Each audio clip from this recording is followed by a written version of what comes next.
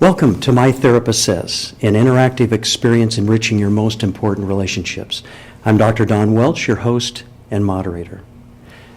Let's face it, each and every one of us is challenged in at least one or more relationships at work, around home, in marriage, with children, and friendships.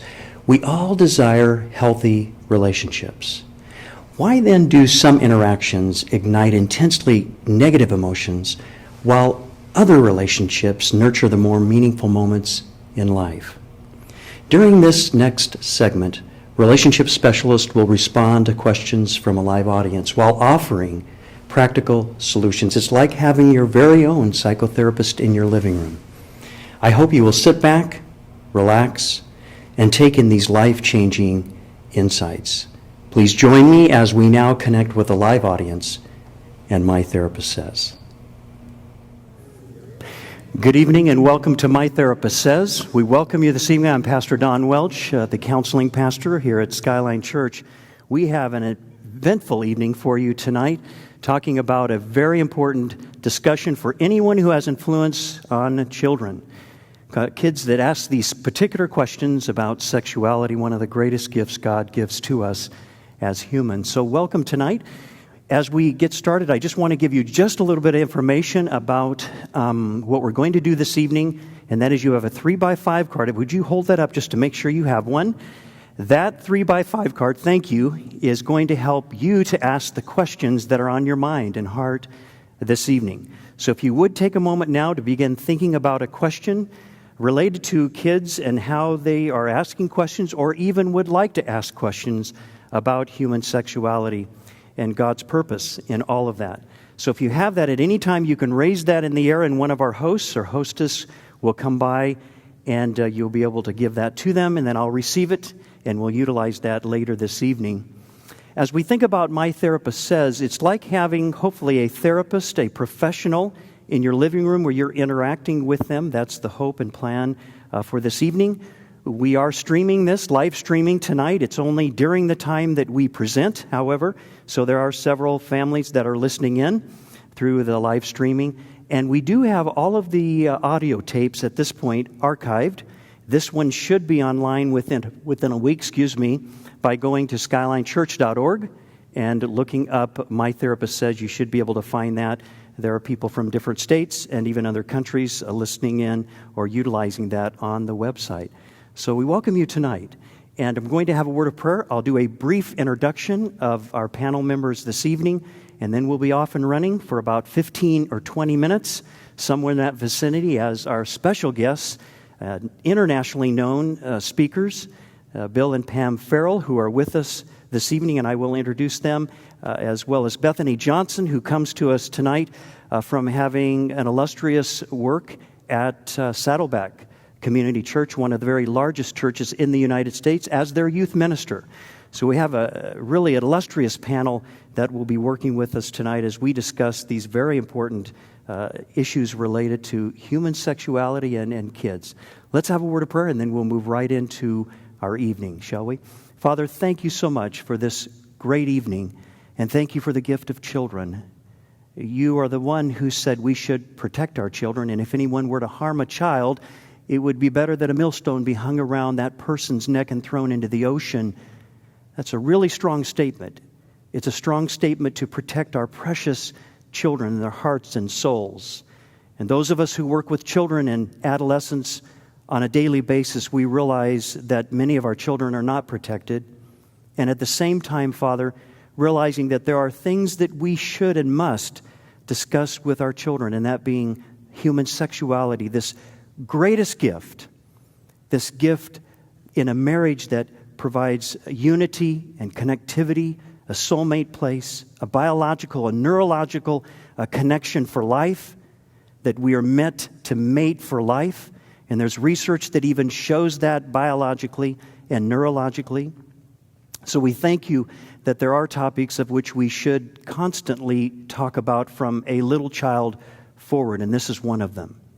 So I pray your blessing upon our discussion, upon the presentation, and most importantly, Father, that your will would be done. May we hear from you tonight.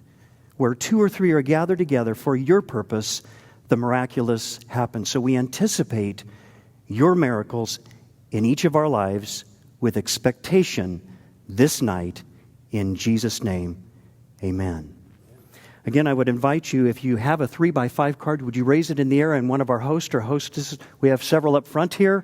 We can begin to collect those and bring them to the front. I just did introduce Bill and Pam Farrell. I'll move over here. And thank you both for being here. We had the privilege of actually working together. They actually presented. I just helped a little bit at a recent pastor's retreat that took place not far from here, Pine Valley Bible Conference. And I just thought I could, if they would be willing to come and be with us, and they were so willing. So I thank you. This is just a little break from your very busy schedule. It seemed to work out just perfectly. So thank you. I think you've written over 42 books, and you're in the midst. Am I somewhat? It's 38, but thanks for the 38 books, but thank you. Pastorally speaking, 52, but 38 books, and I believe you're in the midst of writing another one. Pam, you're writing one at this point. So anyway.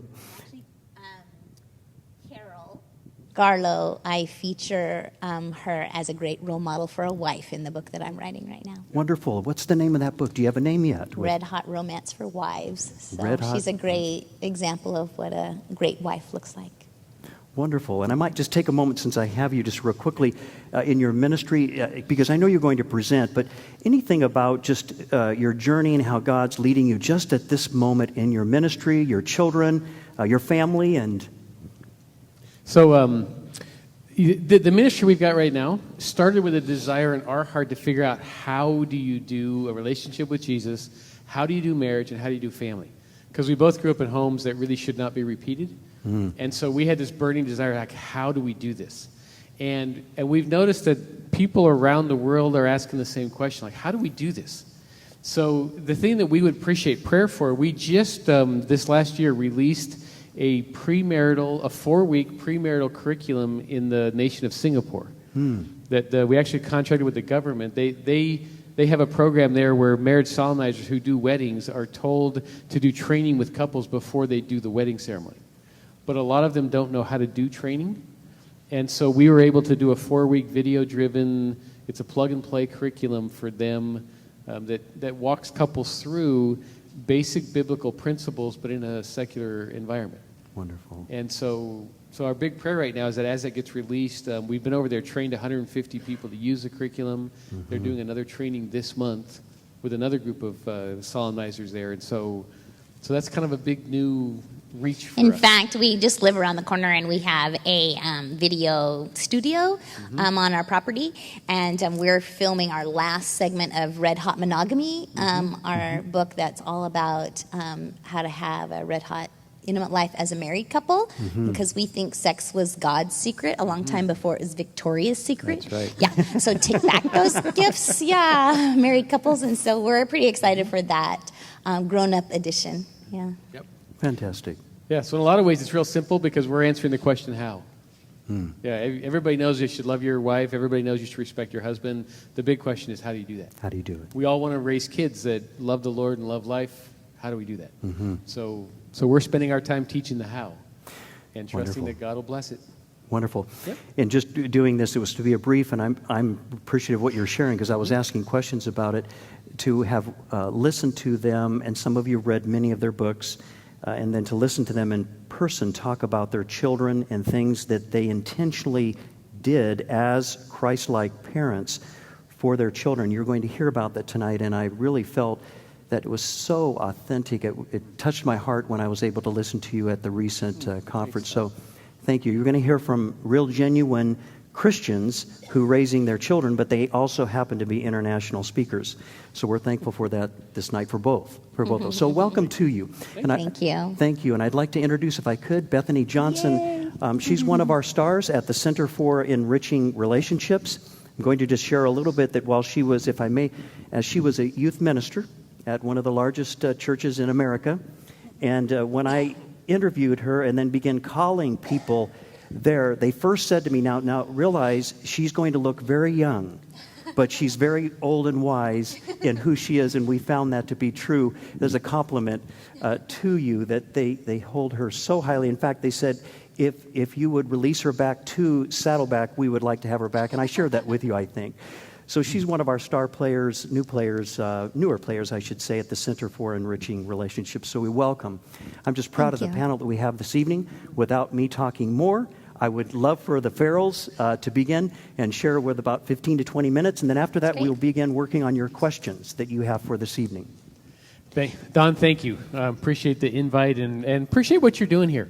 I discovered early on in ministry that when people are talking about what's on their heart, growth happens exponentially. So way to go. And to all of you, thanks for coming out. That's right. You're the brave parents. That's right. And, turn and tell the people next to you, you are so smart to be here. Can you go. just tell them that? Brave and smart and wise and all that.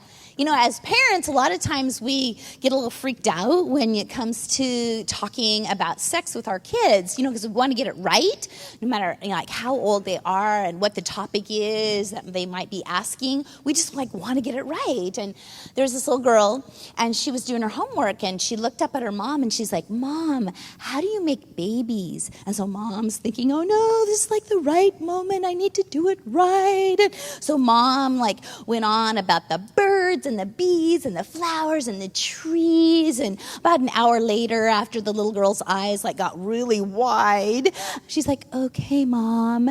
And then the next day, the little girl was sitting doing her spelling homework again, and she looked up and she's like, "Oh, Mom, you were wrong. I asked the teacher how to make babies, and she said drop the Y and add IES."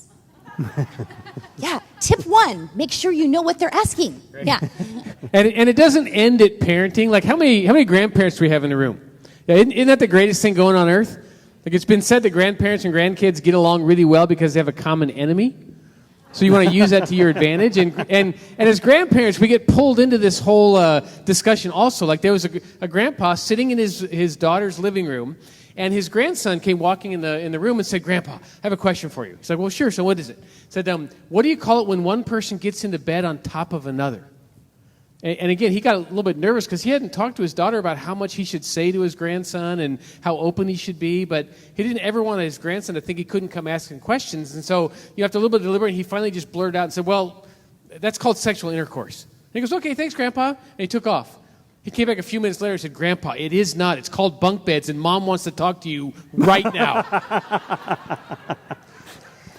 Yeah, so tonight we're going to talk to you. We're going to share with you all of the information that our own parents shared with us as we were growing up. And you'll see on the screen right here, this is our oldest son, Brock. Oh, I'm sorry. Yes, so as we get started, we just want to give you a quick preview of everything our parents told us about sex. And so would you join us right now in a moment of silence? Yeah, I look back on my experience and I think, this is one of those areas of life it's pervasive. It's one of those areas of life we all have hopes and dreams in, and so many people are afraid to talk about it. And we just want to encourage you by being here, you are the people God's commissioned to have this conversation with your children and the people in your circle of influence. And our journey includes our own son. This is our oldest son when he was at the age where he started asking questions up in the corner. And this is our son today after he's had sex and has 3 kids. And so now he's got his oldest son right there. She's a bold young lady, a little leader in training, and she has lots of bold questions that she's asking her parents now. And so from generation to generation, we need to have this conversation going. And the big question is, how do we do this? And our ministry is called Love Wise.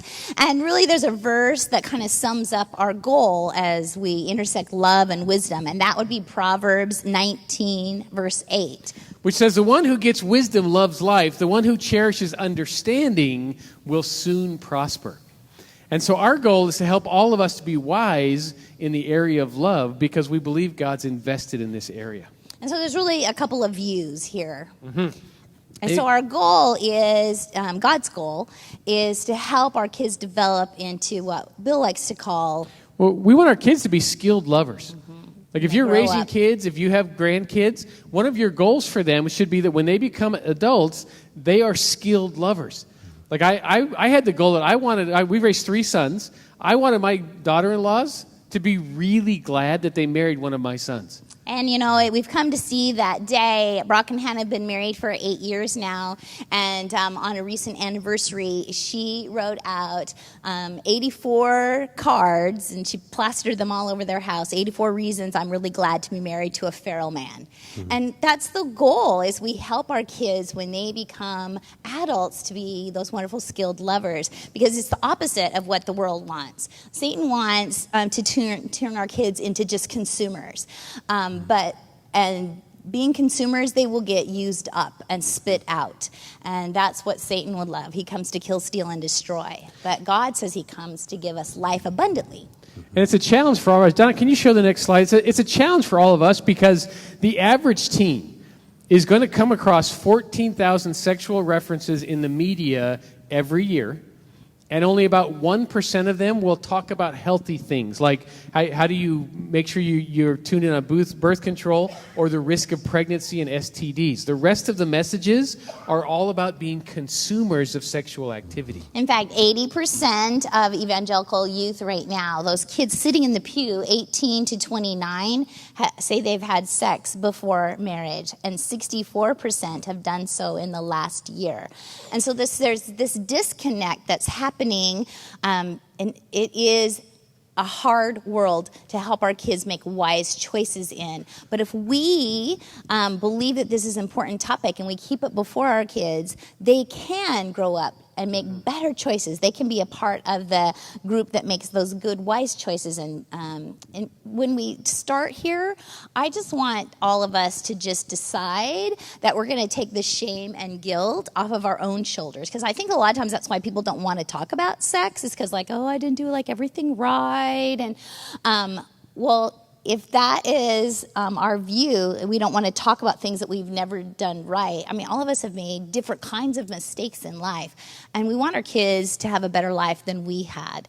And so we just need to accept God's love and his forgiveness and help us move forward so our kids can have a better life and better circumstances and better choices in front of them than maybe we had in our own lives. And so Tempest Decisions, 10 questions kids ask about sex. That book is written so you reach up and God gives you the healing that you need as adults. Then you reach across and you have discussion with other parents and leaders, and then you reach down and you give your kids at different ages and stages, all the way from cradle to college, what they need at that moment. And so if you could just take a deep breath with us. Okay, folks, there are no perfect people. There are no perfect marriages. There are no perfect parents. And if you were perfect, we would crucify you. Okay, so it's not really the goal. The goal is to grow as individuals and pass on a legacy to the next generation. And it really is all a legacy of love. 1 Corinthians 13 gives us the most profound definition of love on the planet. Love is patient, love is kind, it does not envy. You're probably familiar with this definition of love. I mean, this is what God's trying to instill in our kids' lives. And so we don't want to be afraid of the subject. We don't want to treat the subject like it's a bad thing.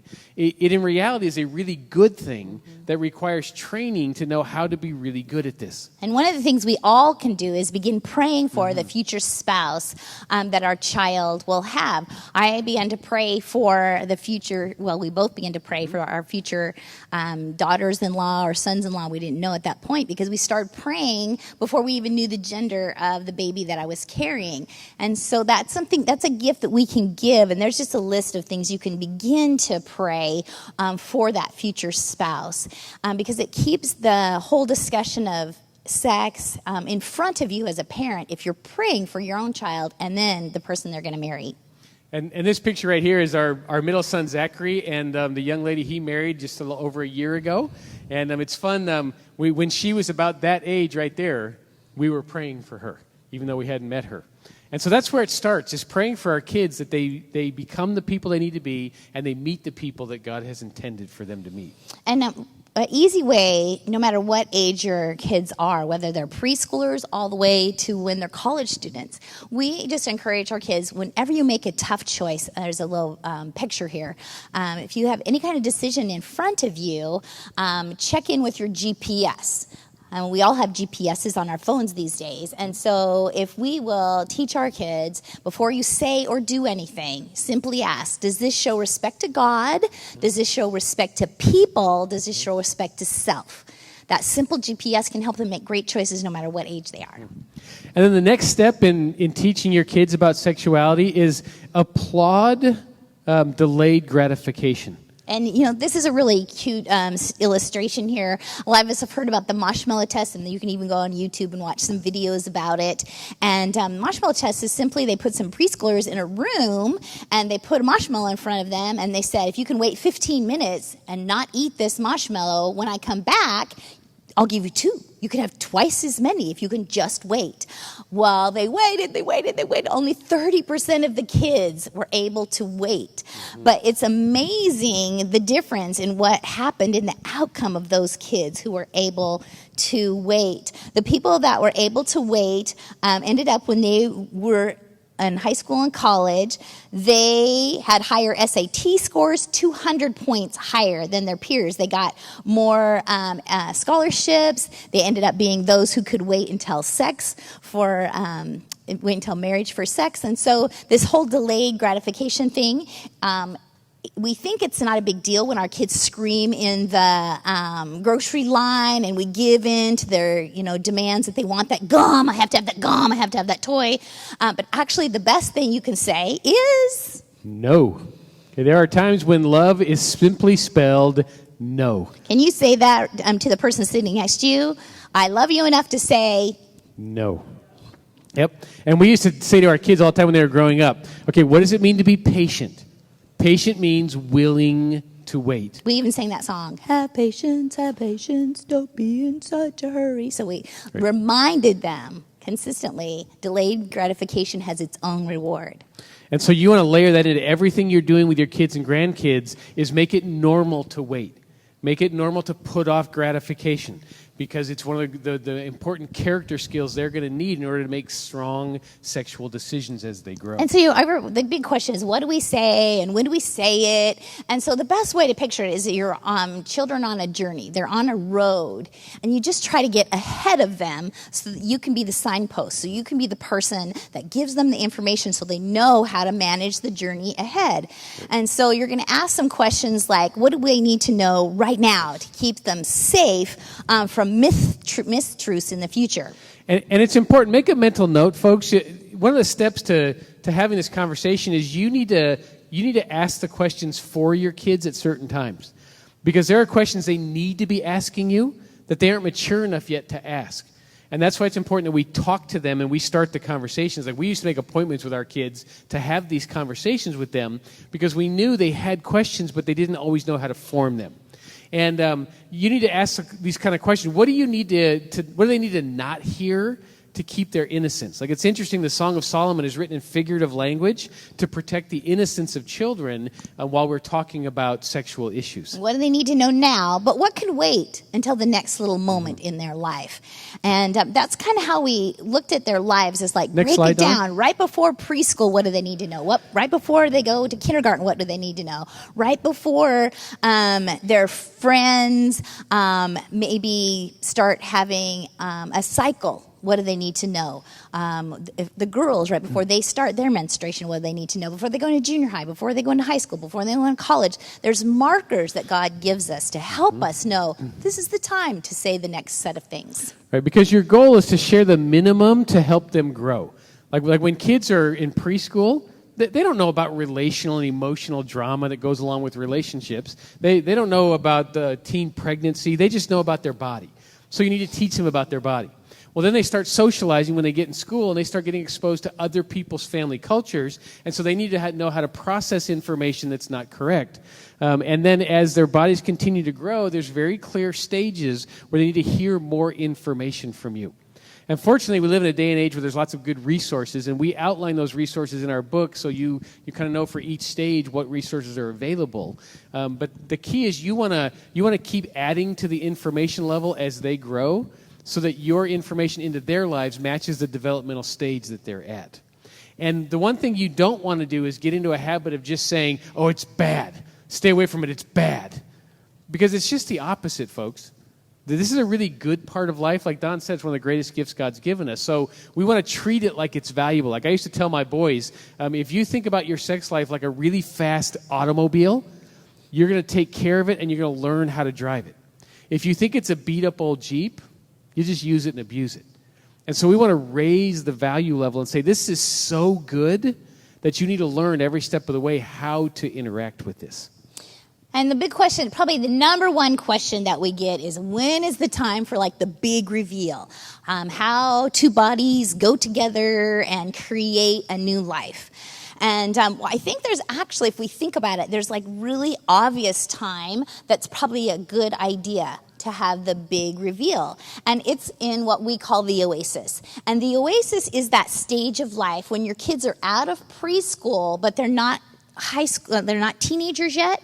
And during that oasis stage of life, they think everything that you say is like so amazing. You are like so smart. Mom and dad, wow. You want to take advantage of that. It doesn't last. And so then you think, okay, what do they need to know for the next stage? Well, you need to prepare your kids so that if you have a girl, that she's not surprised by menstruation. And menstruation is happening younger and younger.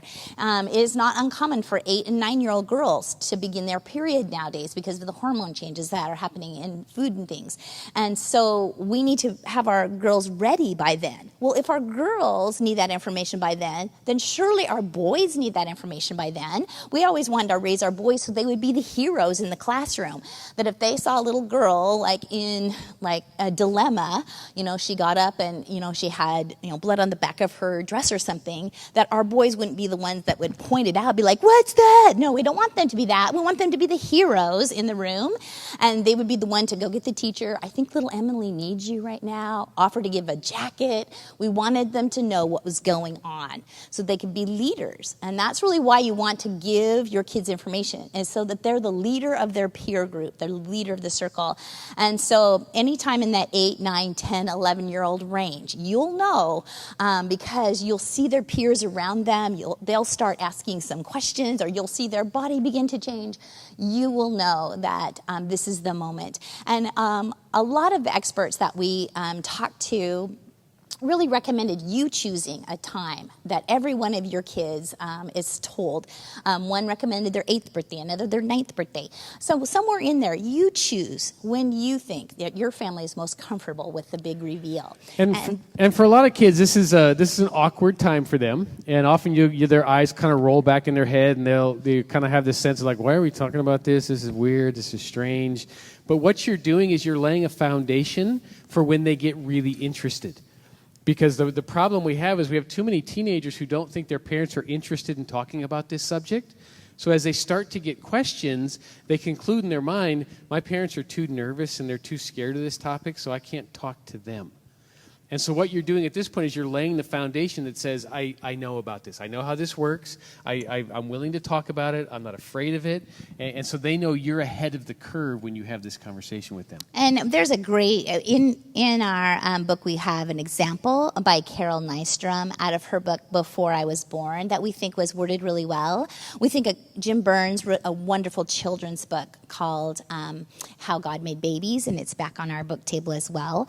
But let me just give you an example of how Carol Nystrom worded it. I thought it was really beautiful. She's like, friends bring gifts to weddings. God has a special gift for new husbands and wives, too. It's called sex.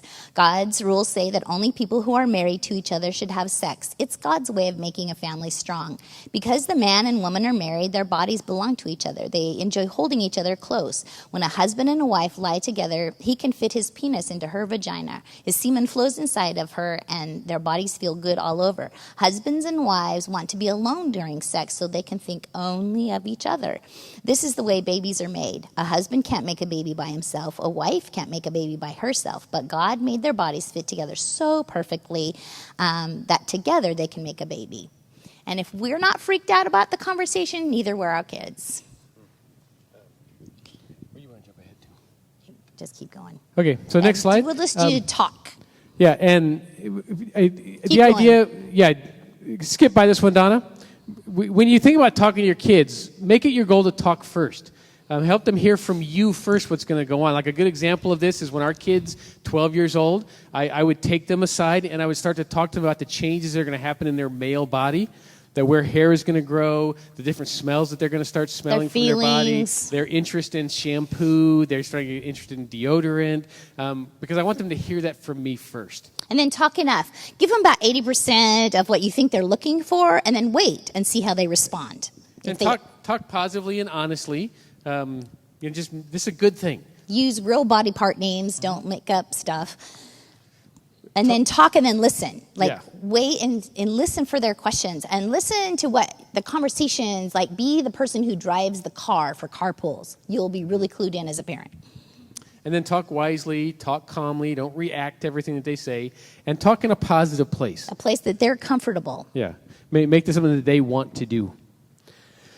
And then talk after praying. So it's good to pray and say, God, thank you for this gift. Now we're going to talk about this so that you can see how God made you. And talk expecting that your kids want to talk about sex. They really do want to talk to you, mom and dad. When all the studies have come in, the person that a child at any age would rather talk about sex with is mom and dad. Mm-hmm. So it's not the kids that are being resistant, it's our side of the equation. Okay. Can I repeat that? Studies show that the people that kids want to talk with about sex is you. Even college students said that. I wish my mom and dad would let me talk about sex with them. And then talk united. If mom and dad are in the home, it's great if you talk together so they can see a united front. They can ask you both questions. And there'll be times when you want to separate out for the different genders for some special occasions that we'll talk about later tonight. But at those really pivotal moments, be together.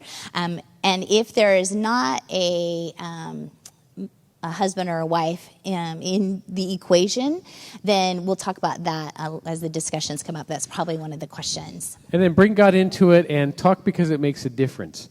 And I think we'll just wrap up with the idea. One of the things that makes it easier for you if you're in the habit of putting your trademark on your children. And trademark just means traditions and memories. Traditions are things that you do year after year after year. For example, we have a Learner and Leader Day every year before school starts, and we negotiate privileges and responsibilities. We give a Learner and Leader gift, all about the Learner and Leader Day and how it works, the Learner and Leader chart that we hang up on our fridge that negotiates privileges and responsibilities. It's all in our 10 Best Decisions parent book. And one of the things that we do on that tradition is we give a gift that applauds the uniqueness that we see God building in that child's life. And so what we're doing is laying a foundation of character year after year after year after year in that child's life. That's a tradition. And every year I did a father-son trip with my boys where we would get away from their life, and it was a built-in opportunity for me to talk to them about things they needed to learn that may be in a more private setting.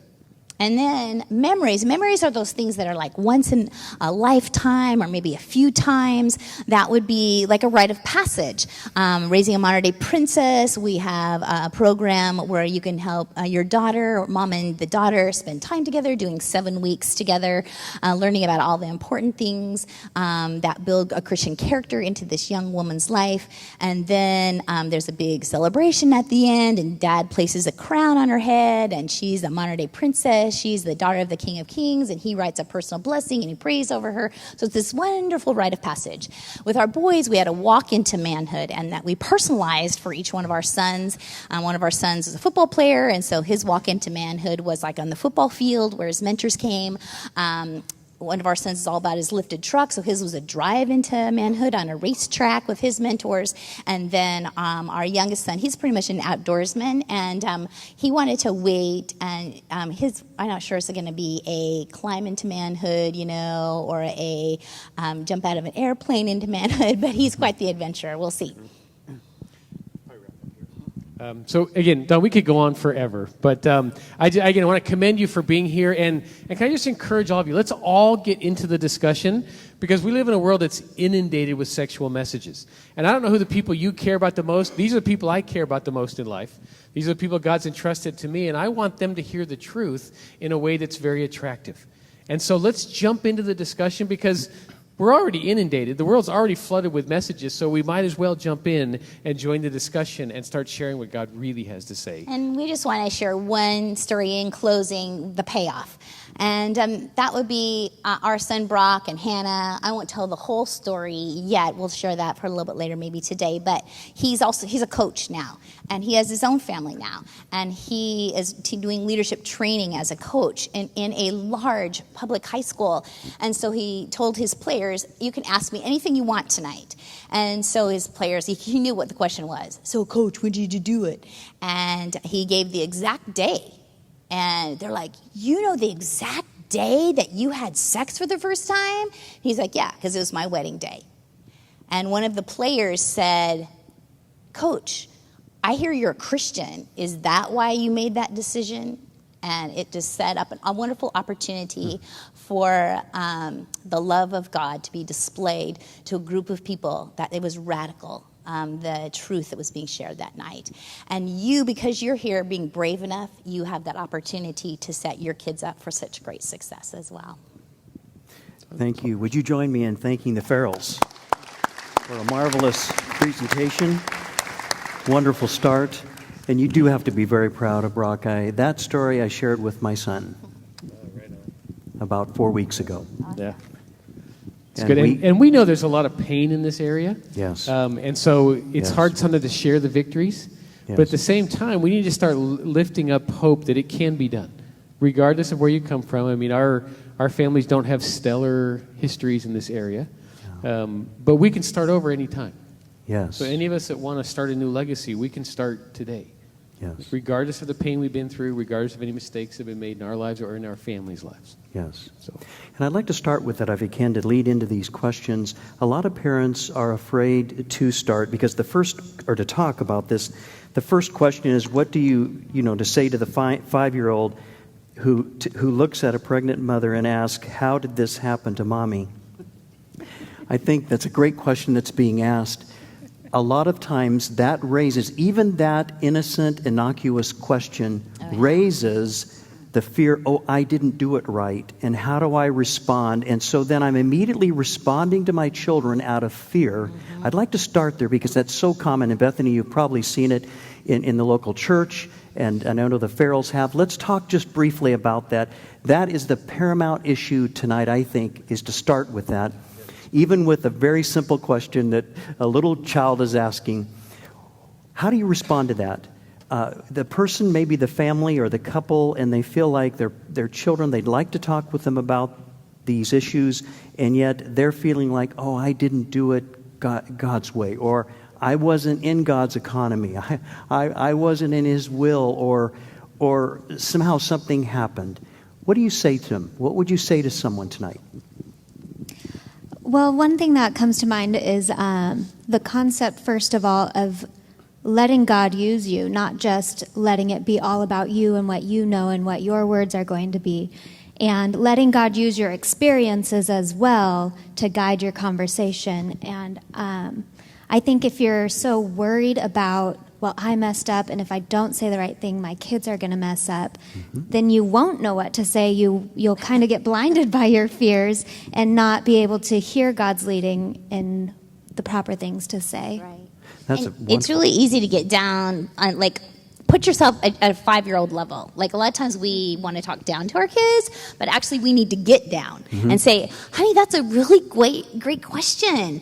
What are you thinking? What are you thinking right there? What do you think happens? And so you find out kind of what they might know already if you ask that question, because they might have some wild stuff, I hear a bird flies over your chimney and drops the baby down, Sure. So you can deal with some of the crazy things they might have heard. Or you can say, well, Joey down the street says, da-da-da-da-da, and you're like, whoa, yeah. So you know what you're dealing with at that point. And then say, isn't this exciting, a new life? It's so exciting, that something only God can do.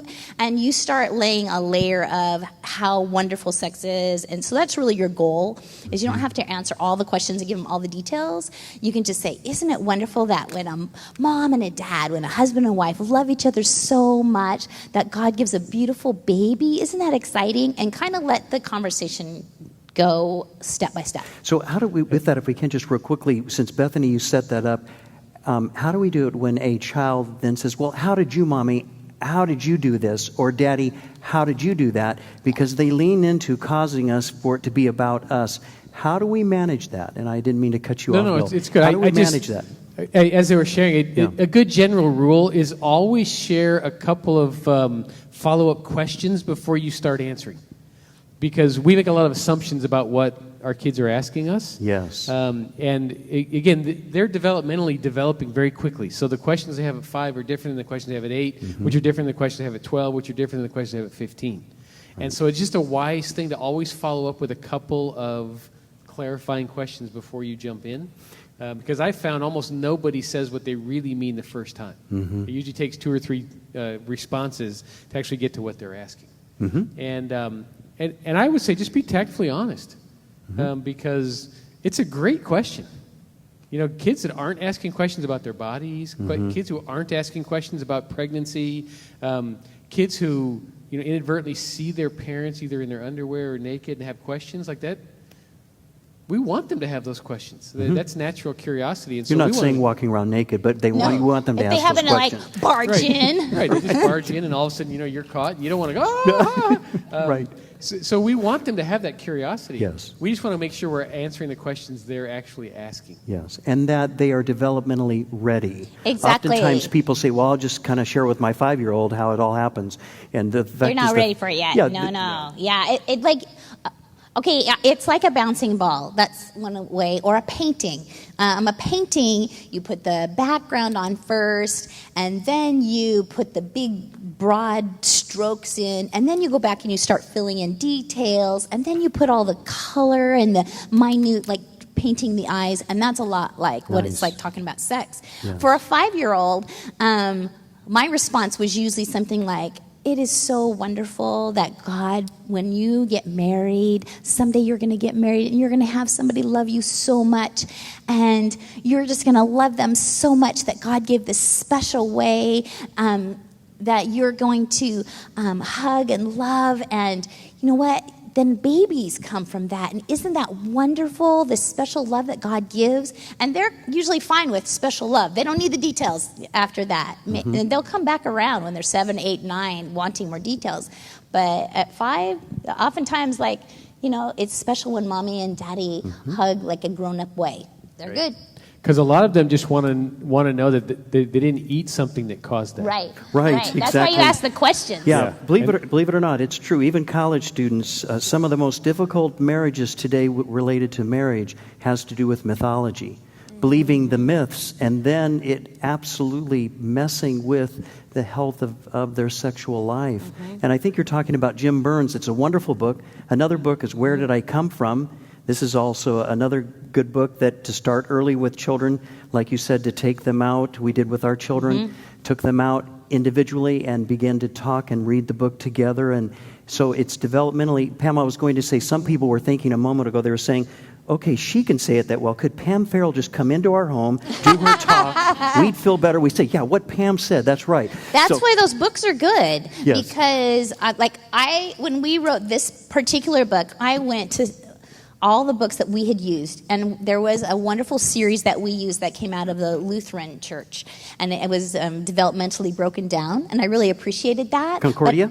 Is it Concordia books? Yeah, Concordia. Yeah, and I have them here, wonderful. actually. Yes, we these used are the a ones lot from of those. Concordia, and they go developmentally. So you can see these afterwards. Sorry for the interruption, but they're wonderful. I've worked with patients, little children with this. They're age appropriate and help you walk through. Exactly. And so I knew we had a good experience with those that were broken down. And then we actually took a book that Dr. Tim LaHaye wrote about talking to his kids about sex. And it was just one that had different conversations and questions that he had used at different ages and stages. And so Bill and I, when our boys were babies, we decided what we're going to say at different ages and stages, kind of in broad brush terms.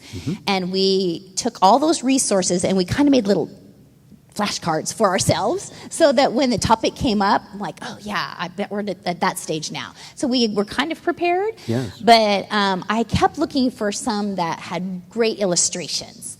And that's where the Carol Nystrom and the Jim Burns, I really like the whole package. And Jim also deals with adoption in his, in a very pro-lifey kind of way. And I liked that as well. This whole idea of conversation with our children, the next question leads into this. How do you convince kids to not have sex until marriage? It seems like a very simplistic question. It's a very powerful one from my perspective. Yeah. And I'd like to lead into this for just a moment. I think you helped us see that starting conversation early, naming anatomical parts, their names, I think you mentioned that, Pam, and actually being able to have conversation around sexuality is so important. And being at the University Academy all these years, teens and young adults want to talk with their parents. They come into a prof's office saying, I want more conversation with my parents now that I've more fully individuated. So you're saying it very well, starting early and developing conversation. So let's talk for just a moment. How do you convince kids not to have sex until marriage? It's a very good question, one that every parent asks this question. It sounds so simple, but yet it's so profound. You know, I'm just going to reach across because this is exactly how you do it. If I were a parent and my kid went to Saddleback, you would be my best friend. I would buy you a new outfit. I would take you out to dinner. I mean, you make friends with the people that are going to tell your kids what you think God wants them to hear. And so we surrounded our kids, Fellowship of Christian Athletes, Student Venture, mentors in our church, youth pastors, aunts and uncles. We invited those people. We said, this is what we are telling our kids. Will you back us? And we got verbal commitments from the people in our world so that our kids just didn't hear it from us. They heard it was a cacophony of voices. And when we were in youth ministry, and you can reflect on this as well, we saw that kids responded to the people who treated them like an adult. And so when we were youth pastors, we expected kids to act like grown-ups, not like kids.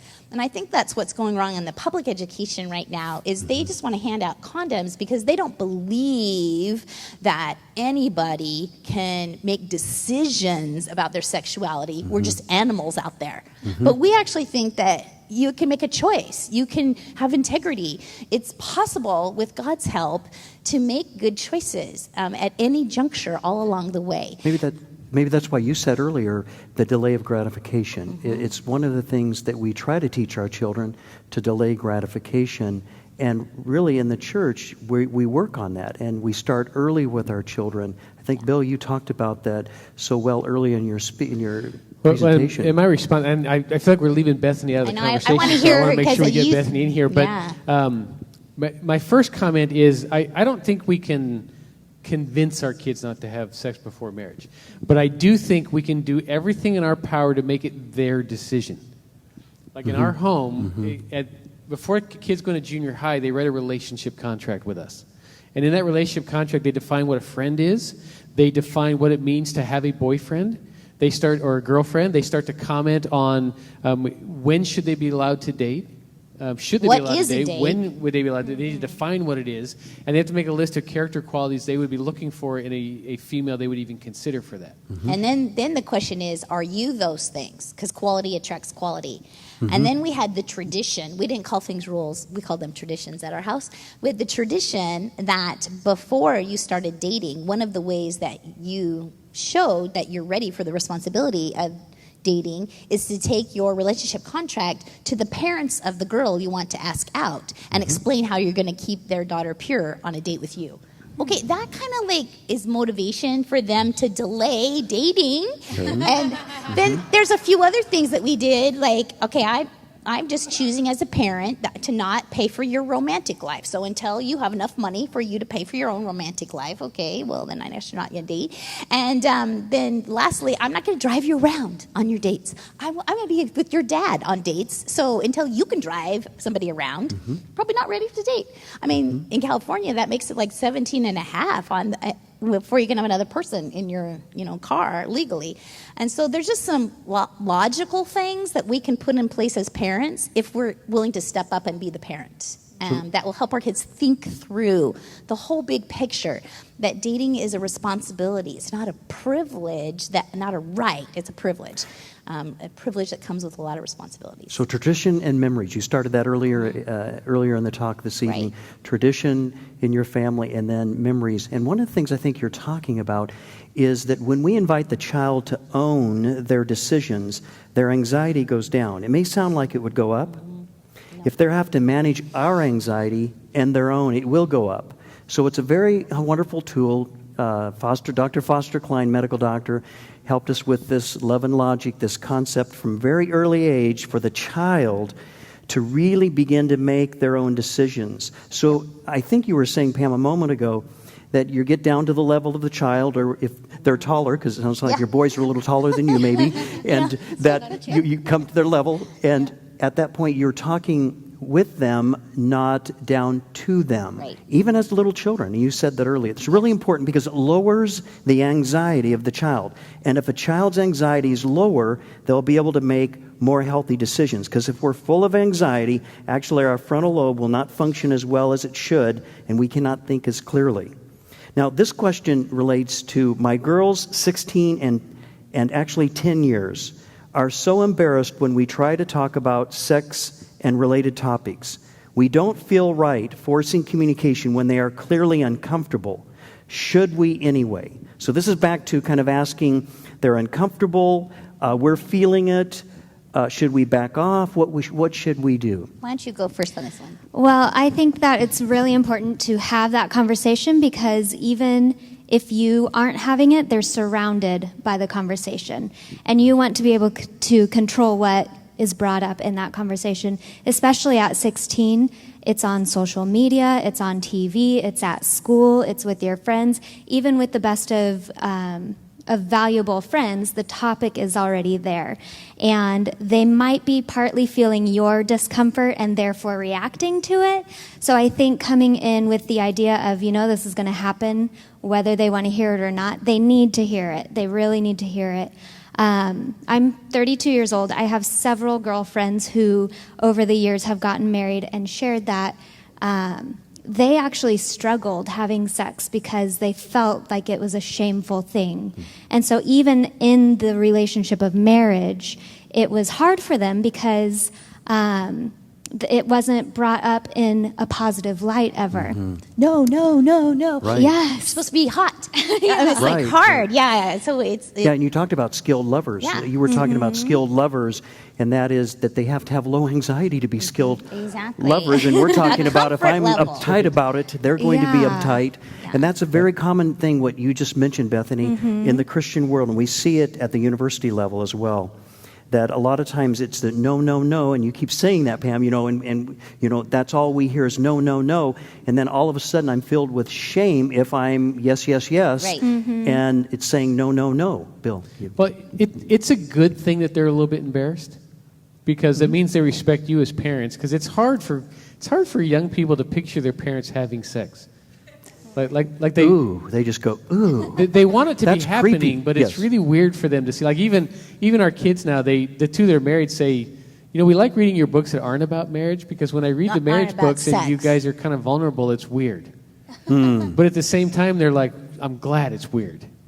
And so the fact that they're uncomfortable means they have respect for you, and they probably still have respect for the topic. Uncomfortable might mean that they have a sense of modesty and decorum, which is good, but anxiety is not good. And so we're like totally not above bribery. And what I mean by that is we want to reward them for talking to us about this important stuff. And so when we do the relationship contract, when they finish, because it's a little bit of work to do that relationship contract, they look up verses, what does God say about these different things, and when they finish that, we're like, okay, choose any restaurant that you want, and let's go out to dinner. And then once a year, we have them do the same thing, bring their contract, is there anything you want to change, is there anything you've learned in the last year that you think that you need to add? So we just kind of let them tweak it year after year, but they can order anything they want off of the menu. And the way to a football player's heart is through the steak on his plate. So, and we gave them a bracelet and a set of car keys. when they were 16, and on both of those things it said until the day, and it had that First Thessalonians verse about avoiding sexual immorality, which means sex outside of marriage, all sex outside marriage.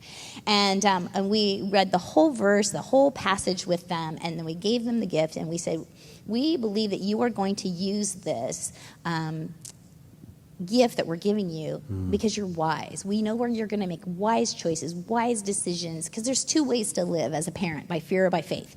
And so I didn't want to be the kind of parent that's like, oh my gosh, when you go out on a date, just like, don't get a girl pregnant, okay? And like, oh, like, don't take drugs, don't take drugs. And I didn't want to be like suspicious all the time. Instead, I would live by faith. And I know that tomorrow when I see that girl's family at church, they're going to say, oh, those Pharaoh boys, they treat girls so well. And I know I'm going to hear a great report back from your youth leader at this conference that you're going to, that you set the example. And, you know, when you give affirmations like that, they're like, yeah, they are going to say that about me. And so if we give fearful messages, they're like, well, they think I'm going to do it anyway. But if we give faith messages, they're like, they think that I'm a great leader. Okay, I'm going to act like one. So living by faith, if we can lean into that for just a moment, living by faith rather than fear, are we suggesting that perhaps one of the greatest gifts that we can give our children is that we work on having a very healthy, positive sexual relationship with our mate, their other parent? Because then we will not have as much fear because there's beauty within the executive system in the family. I'd like to ask if there's other thoughts, though, about how to live by faith in this rather than fear, because that's a very common experience for parents.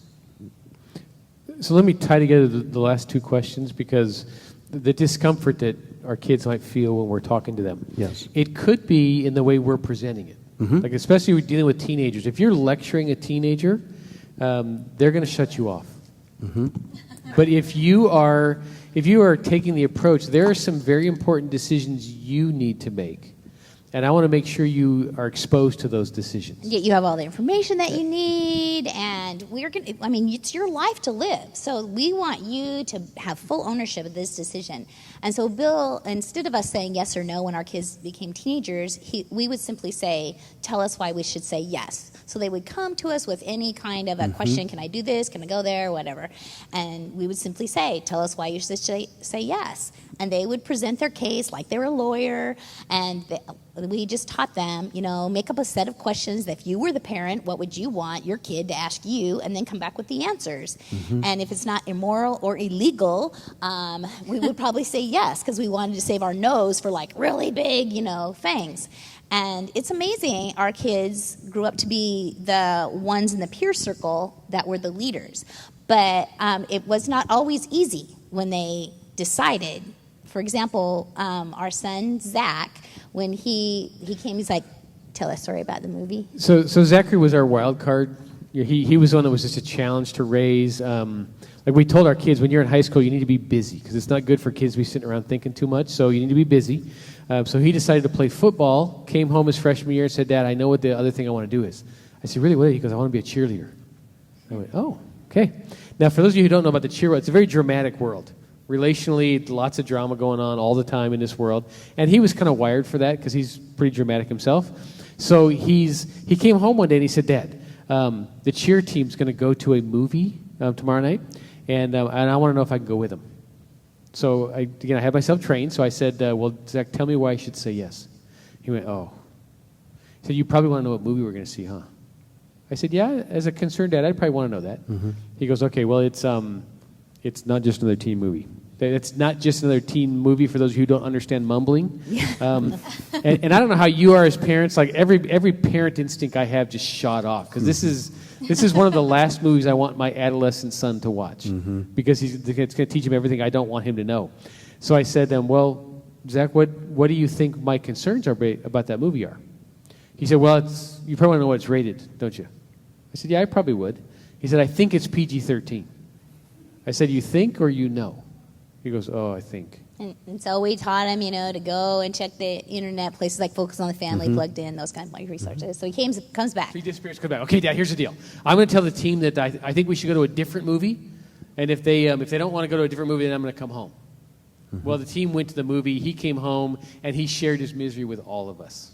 Okay, Oh, I can't believe it. I'm such a loser. Everybody's out, and I'm the only one home on a Saturday night. Yeah, that kind of stuff. and we're so proud of him that he's made this decision that we're letting him share his misery with us, and we're not commenting on it. We're just letting him go through the whole deal. And God was good this time. He doesn't always work this fast, but the next day he went to practice, and all of the team came in and said, "Man, Zach, that was a waste of money. That was the dumbest movie we've ever seen. We wish we'd stayed home with you." We wish we'd listened to you, Zachary. So from that point on, he was the leader of the peer circle. Interesting. And it's simply, tell me why I should say yes. Roll the ball into their court. And you can do it in a variety of ways. Like Bill mentioned his father-son trips that he would take with the boys. That was also a really great way to communicate, on those deeper levels of those issues that might be more uncomfortable for a boy to talk with his mom in the room about, and vice versa, taking the girls and just doing, a fun, trip shopping. The daughter will open up with the mom. But show your example of what you did on the father-son trip with Zach. Okay, well, I need a volunteer from the audience, so if there's a guy in the audience who would just say, I am going to embarrass you, so it'd be good if you're an extrovert. There you go. Come on So, up. anybody? Just go. What's your name, sir? John. Come on, right up here, John. Let's hear it for John. Okay, we're going to pretend now that John is my son. John, you are about 13 years old. Take that. You're 14. You're getting ready to go into high school. And I'm going to say to you, John, you're getting ready to go to high school, and it's going to be an exciting time for you. And you're going to meet a bunch of girls in high school. Yep. And girls are a good thing. Like God did a good thing when He made girls. And you're going to learn a lot about God from girls that you could never learn from the guy friends, because they just see things differently in life. Okay, so it's going to be a good thing. And so I encourage you, have friends that are girls, interact with them, have fun. It's going to be, but you got to watch out, because there are some girls out there that are leeches, and when you find them, they're going to grab onto you and they're going to start sucking the life out of you, and they're going to keep sucking until you have nothing left to give. So when you go to high school, you got to watch out for the leeches, okay? Now, are you feeling uncomfortable? I'm feeling very Okay, this is how you're going to feel if one of those leeches ever gets a hold of you. So just be on the alert for them, okay? And one of the ways you can tell is the fewer clothes she has on, the more insecure she is. Okay, so that's one of your clues. All right, you ready? Okay, let's go. Charles, let's hear it for John. So Zach, he went to high school the first week. He gets this note passed to him in class. Zach, you are blankety-blank hot. Do you have a girlfriend? And Zach writes back. Thank you, no. And she writes back, why blankety-blank not? Because you're so blankety-blank hot. And Zach writes. My dad's a pastor, and I only date good Christian girls if I was even going to date right now. And she writes back, I'm a really nice Christian girl. And Zach writes back. No, you're not. And he comes home and he says to Dad, I him, met one of those leeches you were talking about. Except I think she's a tapeworm. Yeah. And so we had this conversation about, okay, your mom was once one of those high maintenance chicks. And so how can you be that girl's friend but not date her? And how can you help her make better choices? You don't have to be in a relationship with her. Why don't you just invite her to youth group, student venture, and have your friends that are girls reach out to her? And so we had that conversation. You don't have to date those girls. Let them grow up with God first. Yeah. And the final comment, you only let your kids make those kind of decisions if you have confidence that they will reach the right conclusions. And that's where the faith comes in. And some of us are afraid that if we turn the decision over, they're just going to mess everything up. But if we have the faith that, you know what, if I bring my child into this decision-making process and stay at it with them, they will reach a healthy conclusion. That's where faith comes in. Thank you. Taking that as kind of piggybacking that, the next question here relates to a little different approach because it's grandparents in this. Should we ask the parents of our grandchildren if it's okay to talk to them about sex, respecting parental boundaries? So these are grandparents who have children who apparently may not be necessarily talking with their children. What would you say to that? How would you approach that? I'm a grandparent, and I think that we should always ask the parents of the children, how do you want me to handle this? Okay. And even if the question comes up, like what does it mean when a person gets on top of another person. At that point, as a grandparent, I would say, that is a great question. You know what? We're going to ask your mom and dad that question when we get back home. That was an awesome question. You are so smart to ask that question, but I think your mom and dad want to be a part of this conversation. And then, boom, right back to mom and dad. Because we parented once, and this is our reward. And but if mom and dad are not, and you see them going down a really bad path, then you may have to have the conversation with mom and dad. Like, seriously, we need to help this person make some good choices. They're teens, the way they're dressing. Like, can we have a conversation about what's going on here? If we see a crisis happening, then we may have to intervene. But for the most part, I think we need to respect the parenting thing. And the big difference between grandparenting and parenting is, as grandparents, we see the giftedness in our grandkids early. And it's very clear to us, their giftedness, because we aren't wrapped up in the responsibility of raising them, so we see their gifts earlier than their parents do. And it's our job to elevate those gifts and to help our grandkids see them in themselves.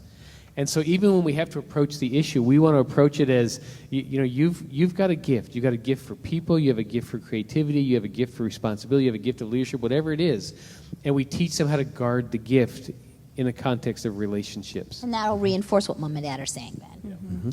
And I think pointing back to what you were saying earlier about how you approached the youth leaders of your kids and the people who are surrounding them, as a youth leader, I thank you on behalf of all youth leaders for doing that, because those questions come out in other realms other than just with the parents. And to know the answer before the question is asked would be the greatest thing. So as the grandparent, asking your kids now before the conversation comes up, what do you want me to say? How do you want me to handle it? How are you handling it? That way you feel like you can let go of any of the fears of them not talking about the subject. And even opening up the conversation with your kids of maybe even saying, here's where I messed up. I didn't talk to you about this, and I regret that. And so if you could put that into... And giving them tools. My daughter-in-laws, appreciate when I bring them tools. Instead of handing Jim Burns' book to my granddaughter and me taking over that, I would give it to my daughter-in-laws, and I would say, in fact, I did at Christmas, say, this is a great tool. Next couple years, it's probably going to come up. So I thought that it would be nice if you just had it on your shelf so that when that hits, you don't have to run to the store. I just saved you $15. And she's like, thanks. Yeah. So it just lowered, anything to lower their stress. Yeah. I think these are so practical and so helpful. I'm thinking that one of the issues that's going on with a grandparent and a child and then their children is that please remember that your child, who's adult now, is still in the process of individuating. We all are becoming her or his own individual. So sometimes what can happen is you can get triggered back to interactions you had with that child, now they're an adult, where they reacted rather than responded. So you may have to do some repair work around some of those issues for you to move forward to even present materials or share it with others. So realize that invitational language is very important. Would you this week be possible? Others of which we have to work out of our personality. I think, Pam, you can probably get away with things that I would never get away with, of assertively sharing that. And you have to work within your own personality. Just remember that you may trigger something that is unresolved between you and that child. We must always remember the fifth commandment, and that is that really God made all of us, it's DNA within us, to want to be respectful of our parents, and we want them to respect us. And because of that, they do want to hear from us in this process of help and suggestions, maybe how to move forward. We probably should use invitational language because we do move from childhood, where we're critiquing our children, to consulting. Exactly. Yes. And so we are now a consultant, even with our adolescents. When you move just a little earlier, you were talking maybe age 12 or 11, that you're critiquing somewhat before that, even though you want that conversation for them to make decisions. You do move to a consulting basis, and grandparents are consultants, and they're not critiquing. If you move to critiquing, you will actually set afire, once again, some of the unresolved issues. Yeah. And the asking of questions, that if we're parenting well, as our kids grow in their teen life, 14, 15, 16. We're rolling the ball into their court. They get into college. Instead of continuing to lecture them, that's when you ask questions there too. You know, something comes on the news. Well, what would you say about that topic? You know, it's something that was brought up in their college class. Well, how did you answer the professor? You ask questions. And then when they move into being married and have their own kids, then you're pretty good at training yourself to be asking questions, doing the invitation rather than lecturing. Beautiful. You've trained yourself. That's back to the skilled lover that you started with.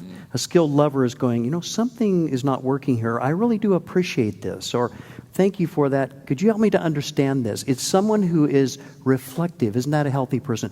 Well, we've run out of time. I wish we had more time. Would you join me in thanking our panel, our exquisite panel this evening, by thanking them?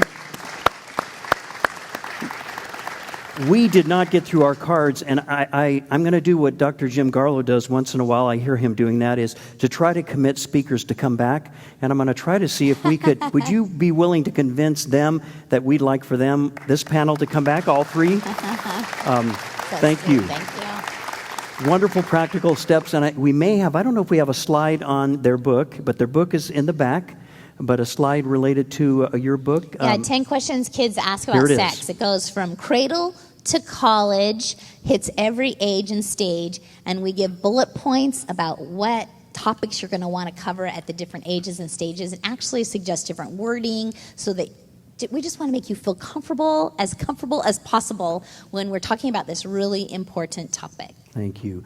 Thank you. And I did want to mention, they're going to pull up the slide. Our next My Therapist Says is Best Relationship Communication Techniques. And we have a wonderful panel that will be with us, many of whom you have heard or seen before if you've been to My Therapist Says.